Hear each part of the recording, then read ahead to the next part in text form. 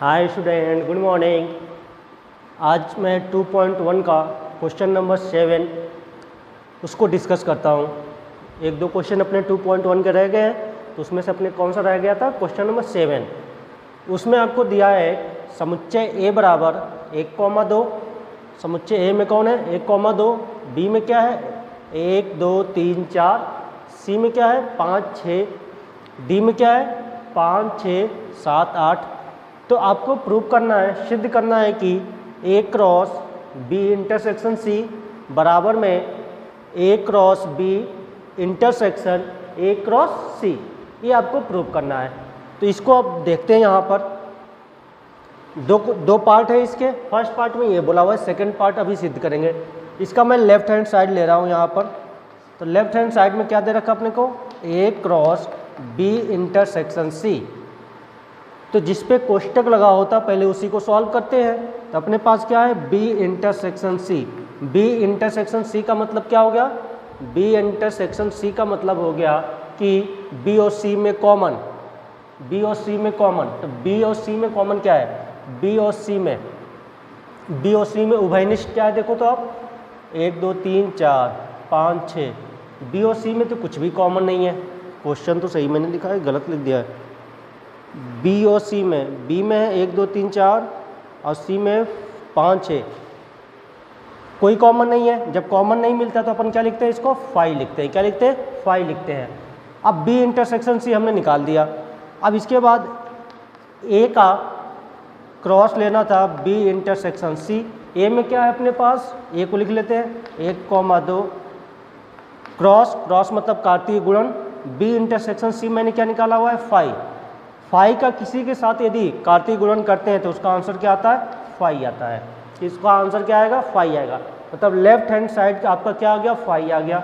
अब बात करूं यदि राइट हैंड साइड की, तो राइट हैंड साइड में अपने पास क्या है, A cross B intersection A cross C. तभी क्या निकालूंगा मैं, ए क्रॉस बी निकालूंगा। क्या निकालूंगा, ए क्रॉस बी। ए का बी के साथ कार्तीय गुणन, ए का बी के साथ क्या निकालूंगा, कार्तीय गुणन निकालूंगा। अब यहाँ पर ध्यान से देखिए, ए क्रॉस बी करूँगा, इस ए का बी के साथ कार्तीय गुणन मैं लिखने का प्रयास कर रहा हूँ। ध्यान से देखना आप, ए क्रॉस बी कैसे होता है, इस एक का इस पूरे के साथ। तो क्या बनेगा, एक को उठाया 1,1 1,2 1,3 1,4। इस एक से सभी के साथ मैंने कार्तीय गुणन लिख दिया। अब बचा कौन, 2। 2 का फिर इन सभी के साथ लिखूंगा। तो यहाँ से आप चाहो तो इधर लिख दे रहा हूँ 2,1 2,2 2,3 और 2,4। ये हो गया अपना। ये क्या निकाल दिया मैंने, ए क्रॉस बी। क्या निकाला हुआ है, ए क्रॉस बी। अब अपने पास क्या है, ए क्रॉस सी। क्या है, ए क्रॉस सी। मतलब ए का किसके साथ क्रॉस लेना है, सी के साथ। तब यहाँ से स्टार्ट करता हूँ। एक का 5 से होगा, एक का 6 से होगा। मतलब 1,5 1,6। ऐसा भी इस 2 का किसके साथ होगा, 5 के साथ होगा। और 2 का किसके साथ होगा, 6 के साथ होगा। ये हो गया, यही तो होता है। अब आपको ए क्रॉस बी भी निकाल दिया, ए क्रॉस सी भी निकाल दिया। अब क्या करना था आपको, A cross B intersection A cross C.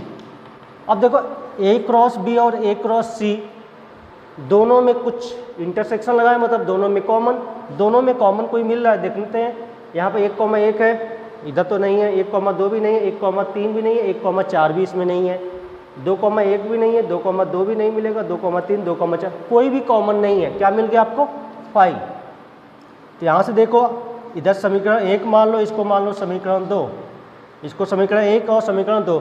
अब ध्यान से देखिए तो क्या हो रहा है, समीकरण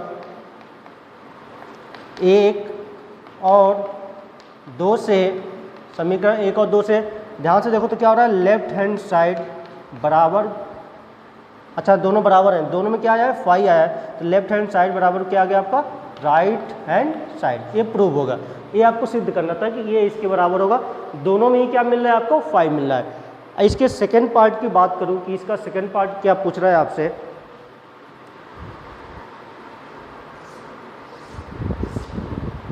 सेकेंड पार्ट में यहाँ पर लिखने का प्रयास कर रहा हूँ। आपको दिया हुआ है कि ए क्रॉस बी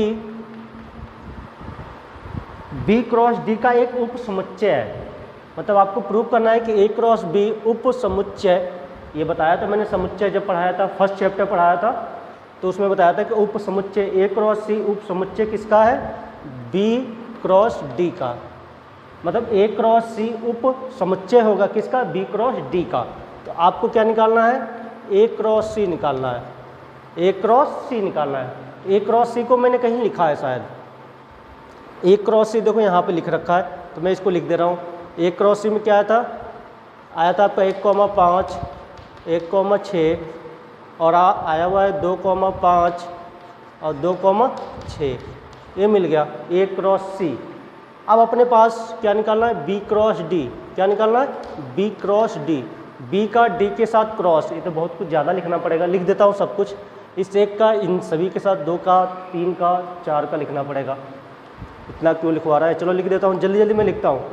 इस एक का 5, 6, 7, 8 के साथ, तो एक का 5 के साथ, एक का 6 के साथ, एक का 7 के साथ, एक का 8 के साथ, फिर ऐसे ही फिर 2 का 5, 6, 7, 8, 2 का 5 के साथ, 2 का 6 के साथ, 2 का 7 के साथ, फिर 2 का 8 के साथ, 2 का हो गया, फिर 3 का 5, 6, 7, 8 के साथ, 3 का 5 के साथ, 3 का 6 के साथ, 3 का 7 के साथ, 3 का 8 के साथ, ये हो गया। फिर 4 का 5, 6, 7, 8 के साथ, 4 का 5 के साथ, 4 का 6 के साथ, 4 का 7 के साथ, 4 का 8 के साथ। अब आपको क्या प्रूव करना है कि ए क्रॉस सी उप समुच्चय है बी क्रॉस डी का। ये किसका चिन्ह होता है, उप समुच्चय का, उप समुच्चय का है। ये क्या है, आपको प्रूव करना था कि A cross C B cross D का क्या है, उप समुच्चय। उप समुच्चय को मैंने क्या बताया था आपको कि इधर जो लिखा होता है इसके सभी अवयव, इसके सभी अवयव किस में होना चाहिए, बी क्रॉस डी में होना चाहिए। मतलब ये कहना चाह रहा है कि ए क्रॉस सी के सभी अवयव, ए क्रॉस सी के सभी अवयव किस में होने चाहिए, बी क्रॉस डी में होने चाहिए। मतलब जो जो ए क्रॉस सी में है वो सभी किस में मिलने चाहिए, बी क्रॉस डी में मिलने चाहिए। तो देखते हैं है कि नहीं है। 1,5 ए क्रॉस सी में है, 1,5 यहाँ पर मिल गया, 1,6 यहाँ पर है तो 1,6 देखो यहाँ पर मिल गया, 2,5 ये मिल गया और 2,6 ये मिल गया। मतलब ए क्रॉस सी के सभी अवयव किस में है, बी क्रॉस डी में मिल गए। 1,5 भी मिल गया, 1,6 भी मिल गया, 2,5 भी मिल गया, 2,6 भी मिल गया। चूँकि यहाँ पर लिख सकते हो ए क्रॉस सी के सभी अवयव, ए क्रॉस सी के सभी अवयव बी क्रॉस डी में विद्यमान है, इसलिए ए क्रॉस सी उप समुच्चय होगा किसके, बी क्रॉस डी के। ये हो गया, ये था क्वेश्चन नंबर 7 अपना। आपसे 9 पे क्वेश्चन नंबर 9 में क्या दिया हुआ है, मान लीजिए कि ए और बी दो समुच्चय हैं जहां एन ए और बी दो समुच्चय हैं जहां एन ए बराबर में कहीं पे 3 है, एन ए बराबर में 3 है और एन बी बराबर में 3 है। यदि ए क्रॉस बी में उसने बोला हुआ है, ए क्रॉस बी में आपको मिला हुआ है x, 1 y, 2 और z, 1, ये दे रखा है आपको। ए क्रॉस बी में हो तो ए और बी को ज्ञात कीजिए जहाँ x, y और z भिन्न भिन्न अवयव हैं। उसने बोला कि ए में अवयवों की संख्या 3 है, बी में अवयवों की संख्या 3 है, ए क्रॉस बी ये दे रखा है तो ए और बी को बताना है। तो कुछ भी नहीं, जो पहले नंबर पर लिखा हो ए में आएगा तो x, y, z ये हो जाएगा, और जो दूसरे नंबर पे लिखा हुआ है वो बी में आएगा। तो 1, 2, इसमें एन बी में क्या बोला हुआ है उसने, एन बी में 2 है, सॉरी मैंने गलत लिख दिया था। एन बी में अवयवों की संख्या कितनी है, 2 है, तो 2 ही आएंगे। ये हो गया, बस काम खत्म। ए में अवयवों की संख्या 3 है, बी में अवयवों की संख्या 2 है, ए क्रॉस बी आपको दे रखा है, तो जो पहले नंबर पे आएगा वो ए में जाएगा, जो दूसरे नंबर में आएगा वो बी में जाएगा। एक्स वाई जेड ए में आ गया, दूसरे नंबर पे क्या 1 2 1, तो 1 2 ये शायद क्वेश्चन कल भी मिला था, उदाहरण में मिला था चाहे कहीं पे मिला था। क्वेश्चन नंबर 10 को देखो, इसने क्या बोला, कार्तीय गुणन ए क्रॉस ए में अवयव 9 है सॉरी, कार्तीय गुणन ए क्रॉस ए में अवयवों की संख्या, मतलब उसने ये बोला हुआ है कि ए क्रॉस ए में अवयवों की संख्या कितनी है, 9 है, जिनमें -1,0 तथा 0,1 भी है। मतलब आपने ए क्रॉस ए निकाला हुआ है, तो उसमें अपने पास उसके 2 अवयव इसने दिए हुए हैं, एक दे रखा है उसने -1,0 और दूसरा दिया हुआ है आपसे 0,1, ये दिया हुआ है। फिर क्या बोला है उसने, समुच्चय ए ज्ञात कीजिए तथा ए क्रॉस ए के सभी अवयव लिखिए। आपको ए क्रॉस ए के सभी अवयव लिखने हैं और ए को भी ज्ञात करना है। समुच्चय ए और ए क्रॉस ए ये ज्ञात करना है। तो अभी बात करता हूँ ए क्रॉस ए में कितने अवयव हैं, 9। ए क्रॉस ए में अवयव कितने हैं, 9। तो यहाँ से देखो तो एन ए में अवयवों की संख्या कितनी होने वाली है, आप सोचो थोड़ा।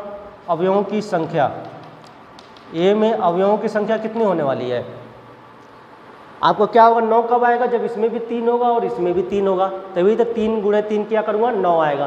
तो मतलब ए में अवयवों की संख्या कितनी होने वाली है, 3। और समुच्चय देखो यहाँ पे अलग अलग नहीं दिया है, यहाँ पे ए और बी दिया था, यहाँ पे दोनों तरफ क्या है, ए और ए है, दोनों तरफ क्या है, ए और ए है। तो इसका मतलब क्या हो जाएगा, ए में कितने अवयव आने वाले हैं, 3। ये यहाँ से देख के लिखने हैं, तो 3 ही तो दिख रहे हैं, एक -1 दिख रहा है, एक 0 दिख रहा है, एक 1 दिख रहा है, तो क्या हो जाएगा -1 0 1, ये हो गया, काम खत्म। यही है, और तो कुछ है नहीं। ये जितने भी अवयव हैं -1 0 0 1, ये सभी कहाँ से निकल के आने वाले हैं, ए से, क्योंकि ए क्रॉस ए है, तो -1 भी ए में होगा और 0 भी ए में होगा, 0 भी ए में होगा, 1 भी ए में होगा, क्योंकि ए क्रॉस ए दिया हुआ है। ए क्रॉस बी दिया होता, क्या दिया होता, ए क्रॉस बी दिया होता, तो ए क्रॉस बी दिया होता, मान लो ये किसके बराबर दिया होता, ए क्रॉस बी दिया होता, तो यहाँ पर ए में अवयव कौन कौन से आने वाले थे, जो पहले नंबर पे -1 0 होता, और बी में क्या मिलता है आपको, दूसरे नंबर पे 0 1 मिलता। लेकिन आपको यहाँ पर ए क्रॉस बी नहीं दिया है, क्या दिया है, ए क्रॉस ए। तो जो भी अवयव हैं यहाँ पर, ये सभी आपके क्या हैं, ए में होंगे। तो ये हो गया। और उसने फिर क्या बोला है कि ए क्रॉस ए के सभी अवयव लिखिए, मतलब ए का ए के साथ कार्तीय गुणन, ए का 1 से कार्तीय गुणन लिख दो, इसका इसके साथ लिख दूंगा। तो एक देखो ध्यान से, -1 0 -1 1 -1 1 बनेगा, फिर 0, -1 0, 0 0, 1 बनेगा, फिर बन जाएगा आपका 1, 0 1, 1 1, -1, ये बन जाएगा, आंसर आ जाएगा आपका, ये है। और आगे देखते हैं, यहाँ पर शायद अपने क्वेश्चन ख़त्म है कि है, अभी क्वेश्चन ख़त्म है। वहाँ पर एक देख लेना कि अवयव कहाँ पे मिस हुआ था। अब नेक्स्ट लेक्चर में मैं आपसे बात करूँगा रिलेशन। अब कार्तीय गुणन पढ़ लिया, कार्तीय गुणन का यूज ही किस में होगा, रिलेशन में होगा, तो नेक्स्ट लेक्चर में आपसे बात किया जाएगा। Bye bye.